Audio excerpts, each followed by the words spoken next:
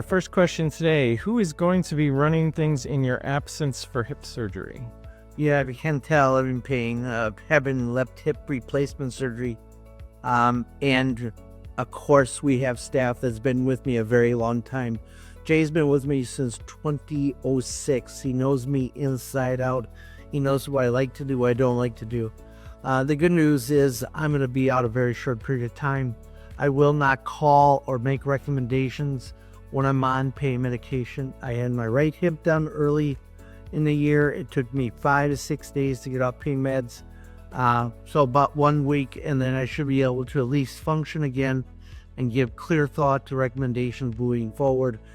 A couple weeks after that, I'll be working out of my house and giving recommendations to staff as we go. So it's a very short period of time, done at a time of the year when it's, the Thanksgiving week, right?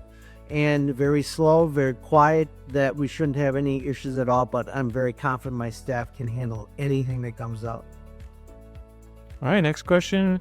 If my basis is good right now, I'm about 50% sold on corn.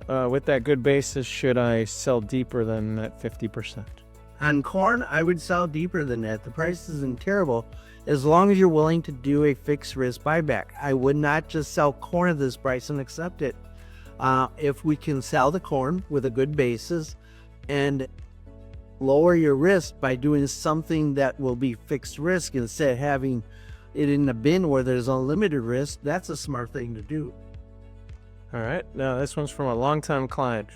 Having worked with you as my advisor for nearly 20 years, I'm curious, what's the most valuable thing you've learned as a trader during that time? Anything can happen.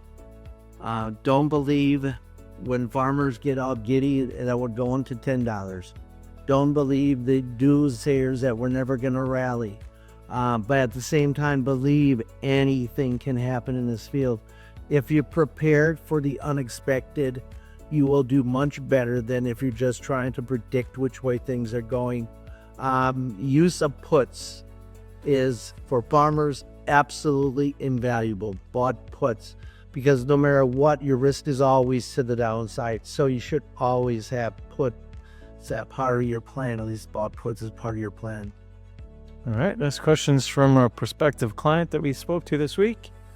It says, I'm very remote and pretty much just have one buyer to sell to. How can you raise my sales with such limited options?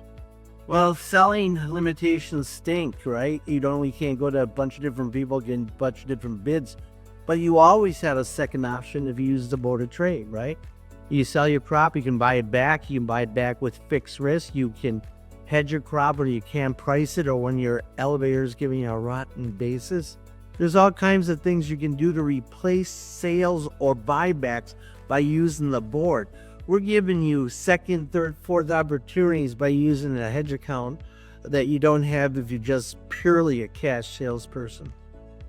All right, and finally, this last question, also from a prospect, says, what do you guys do differently from the other marketers out there? We build relationships. You just heard a question for one of my clients has been with me for 20 years. That is what I'm super proud of. Thank you for being with us for 20 years. First of all, we have many clients that have been with us, not for years, but for decades.